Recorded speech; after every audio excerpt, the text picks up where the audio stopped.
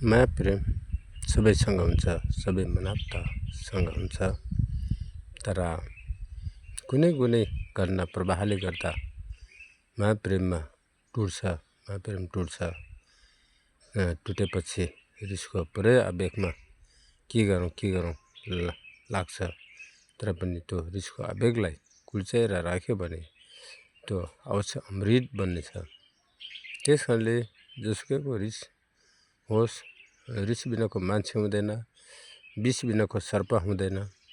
त्यो रिसलाई दबाएर सक्ने नै मान्छे अन्तमा महान हुन्छ।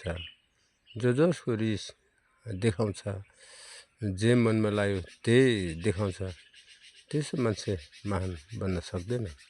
जसको रिसले दबाएर पैताला मुनि राख्छ, ऊ सबैसँग सहकार्य गर्छ, त्यस्तो मान्छे लास्टमा महान हुन्छ।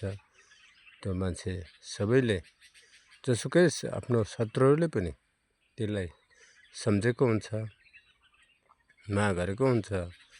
अब सुरुमा एकचोटि त अब रिस हुन्छ होला, तर त्यो जो सहने मान्छेले उसको रिसलाई दबाएर राख्छ, त्यो मान्छे त्यो उसको आफ्नो शत्रुले पनि माया गर्छ। त्यस कारणले यही राजनीतिकै कुरामा कतिपय मान्छेहरू पुरै रिसारिस हुन्छ। कुनै पनि राजनीतिक दल मेरै आफ्नो हो, मेरो निजी पेउ हो भन्ने सोच्छ। तर त्यसरी सोच्नु गलत हो।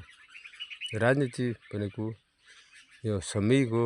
यो सामूहिकमा ठिकै छ, अब बहस गर्न पाइन्छ, कुराकानी गर्न पाइन्छ, तर्क वितर्क गर्न पाइन्छ।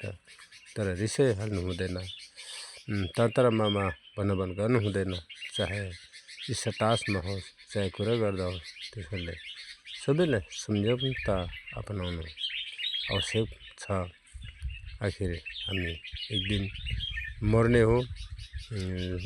अजम्बरी जुनी कोही छैन, मरेर जाने हो। त्यसले गर्दा हामी सदैव संयमतापूर्वक, सहनशीलतापूर्वक बाँच्नु सिक्नुपर्छ। यही मेरो सन्देश हो।